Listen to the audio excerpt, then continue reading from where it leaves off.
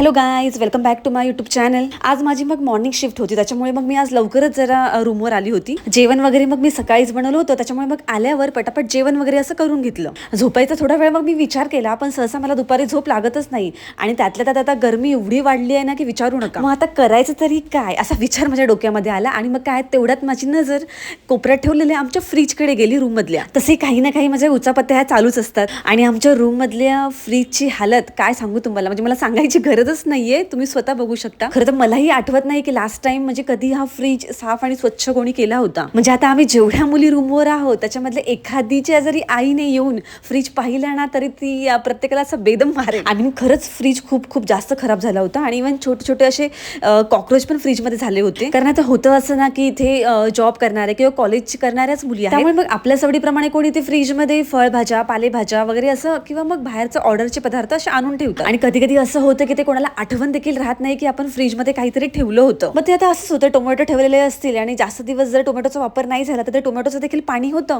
आणि काही बाहेरचे ऑर्डर केलेले पदार्थ असेल तर ते देखील खराब होऊन जातात. त्यामुळे एक तर फ्रीजमधून अतिशय घाणेरडा असा दुर्गंधही येत असतो आणि मग मला तरी बाबा म्हणजे खरंच फ्रीजमध्ये काहीही ठेवायचं मन नाही करत आणि मी जास्त काही फ्रीजमध्ये ठेवत देखील नाही. माझी फक्त एक पाण्याची बॉटल असते. आता तुम्हीच पाहू शकता बघा फ्रीजची काय हालत झालेली आहे. म्हणजे मी तरी ना लागेल तेवढ्याच भाज्या आणते, जास्त एकदम आणून फ्रीजमध्ये त्याचा साठा करून ठेवत नाही. 3 ते 4 दिवस मी फक्त पीजीवर म्हणजे रूमवर असते, बाकीचे 2 ते 3 दिवस मग मी घरी जाते. म्हणूनच मग मी विचार केला आता हेच जर आपल्या घरामधला फ्रीज असता तर एवढ्या इथपर्यंत म्हणजे एवढा घाणेरडा पण असा हा फ्रीज होऊन दिला असता. थोडं जरी आपल्याला आपल्या घरातल्या फ्रीजमध्ये काही खराब दिसलं किंवा मग थोडी काही म्हणजे घाण झालेली दिसते तर आपण लगेच साफसूफ करून घेतो आणि मेन म्हणजे एवढा घाण होईपर्यंत आपण कधीच आपल्या घरातली कोणतीच वस्तू ठेवत नाही. आणि मेन स्वच्छता देखील तेवढीच महत्वाची आहे ना. आता खरं तर रूमवरती किंवा म्हणजे पीजीवरती फ्रीजचा वापर तर सर्वच करतात. आता मग काही काही मुली रूमवर अशा देखील आहे ज्या म्हणजे साफ जरी करत नसले तरी याची काळजी घेतात की म्हणजे आपल्यामुळे म्हणजे आपण ज्या काही भाज्या वगैरे ठेवतो त्याच्यामुळे फ्रीज खराब न व्हावा आणि जेव्हा म्हणजे काही ठेवलं जरी असेल तरी मग ते म्हणजे त्याचा वापर करावा किंवा म्हणजे खराब व्हायला लागला तर मग ते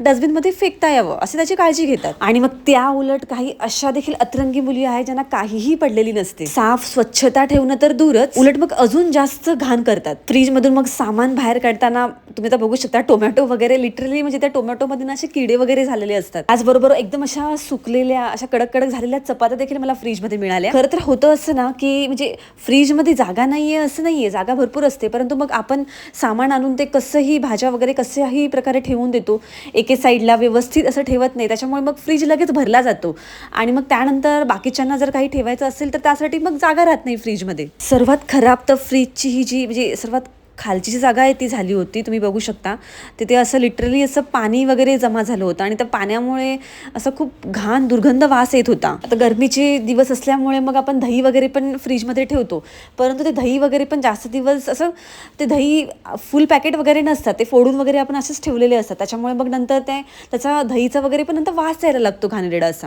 आणि अशाही काही मुली आमच्या रूमवर आहेत त्या कधी जेवण बनवतात की नाही बनवतात खरंच माहिती नाही, परंतु त्यांच्याकडे तुम्ही बघितलं त्या फ्रीजमध्ये एवढ्या भाज्या वगैरे अशा आणून ठेवतात ना जसं की त्या डेली बेसिस म्हणजे रोज जेवण बनवतात. चला ठीक आहे, कधीतरी लागतील या विचाराने आपण आणून ठेवतो, परंतु जर एखादी गोष्ट आपण जेव्हा आणून ठेवतो ऍटलिस्ट ती आठवण तरी ठेवा. आपण फ्रीजमध्ये काहीतरी आणून ठेवलं याची देखील त्यांना आठवण नसते. लिटरली त्या सगळ्या भाज्या किंवा फळं असतील ना त्या फ्रीजमध्ये सडून जातात आणि सडून जरी गेले आणि माहिती आहे की बाबा हे आपलीच वस्तू आहे, ते माहिती असून देखील ते कोणी म्हणजे फ्रीजमधून बाहेर काढून डस्टबिनमध्ये टाकण्याचा प्रयत्न देखील फ्रीजमधून सर्व सामान बाहेर काढल्यानंतर खूप असं घासून साफ आणि स्वच्छ करायचा मी प्रयत्न केला, परंतु फ्रीजमध्ये म्हणजे खाली अशी येलो डाग एवढे झाले होते ना, किती जरी घासलं तरी ते डाग वगैरे काही निघत नव्हते. प्रयत्न तर मी खूप केला, परंतु असं ते मग पूर्णपणे साफ स्वच्छ असं वाईट शुभ्र नाही झालं, क्लीन नव्हता होत. ते येलो जे डाग आहे ते एकदम असे घट्ट बसलेले होते, ते निघतच नव्हते किती जरी घासलं तरी. नंतर मग मी तेच विचार केला की जाऊ दे आता मग ते डाग वगैरे तर निघतील की नाही माहिती नाही, आता सध्या फक्त आपल्याला ते साफ आणि स्वच्छ करणं महत्वाचं आहे.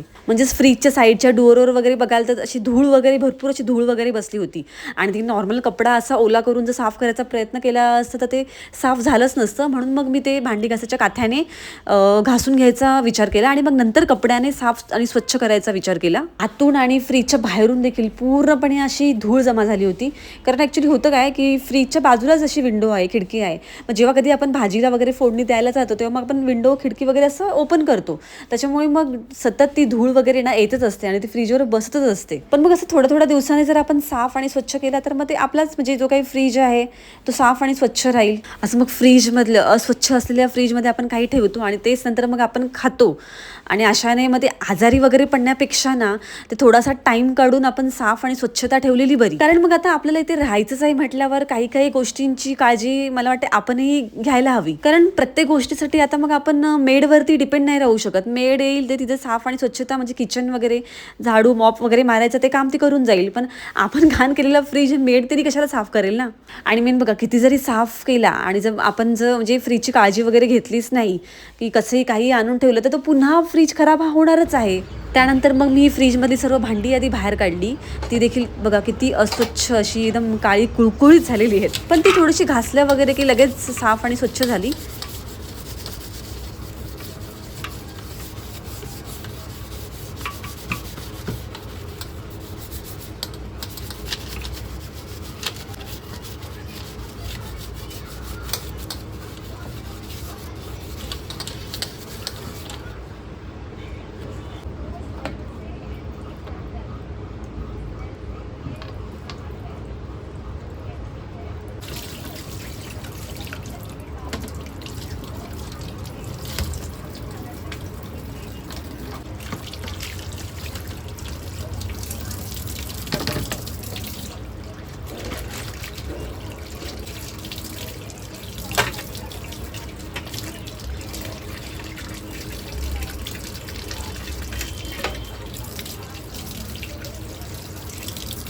मी पण ना जवळजवळ किती महिने झाले विचार करत होती की थोडासा टाइम काढून फ्रीज साफ करूया. पण व्हायचं असं की आज करते उद्या करते, आज करते उद्या करते, असं करत करत किती दिवस निघून गेले. पण म्हणजे मलाही टाइम नाही मिळाला फ्रीज साफ वगैरे करायला.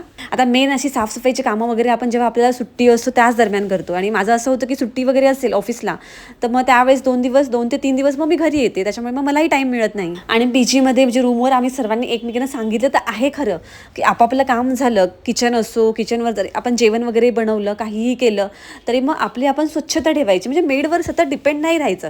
कारण मेड येणार आणि एकदाच काही ते किचन साफ करून जाणार आणि सतत सतत आता इथे जास्त मुली राहत असल्यामुळे प्रत्येकीचा टर्न असतो त्याप्रमाणे येऊन जेवण वगैरे बनवतात.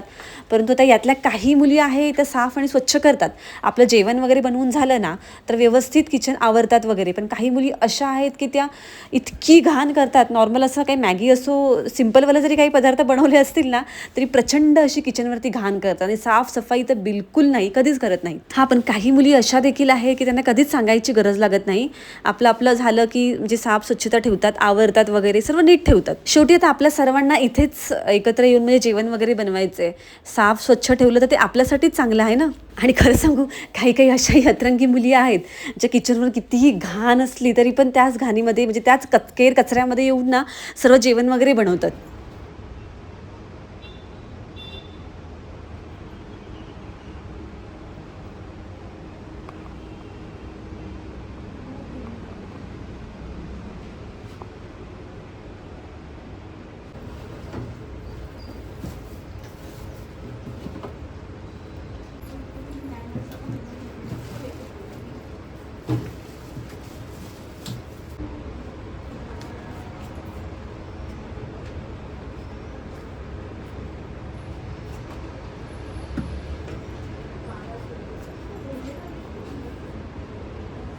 साफ आणि स्वच्छ केल्यावर म्हणजे सर्व काही व्यवस्थित नीटकं ठेवल्यानंतर फ्रीज बघा किती गोड आणि गोजिरा दिसतोय ना.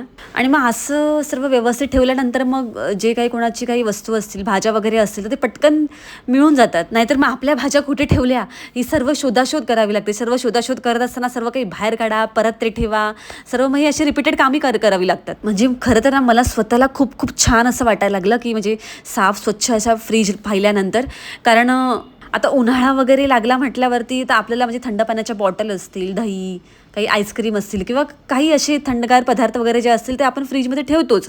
किती जरी नाही म्हटलं तरी प्रत्येकाला फ्रीजचा वापर करावाच लागतो पाण्यासाठी वगैरे. तरी गरमीमध्ये दूध वगैरे पण लगेच खराब होऊन जातं. मग आपण आता ऑफिसला जातो, कॉलेजला जातो, मग कधी कधी आपल्याला गरम वगैरे करायला टाईम नाही मिळत, मग आपण ते फ्रीजमध्येच ठेवून जातो ना. म्हणजे मी सुद्धा पर्सनली म्हणजे भाज्या वगैरे जरी काही फ्रीजमध्ये ठेवत नसले जास्त तरी पण मग मी म्हणजे जर ऑफिसला जायच्या आधी म्हणजे 2 टायमाचं एकदमच मी जेवण वगैरे असे बनवते. पण आता उन्हाळा असेल तर कधी कधी काय होतं की बाहेर ठेवलेली भाजी ना खराब होऊन जाते.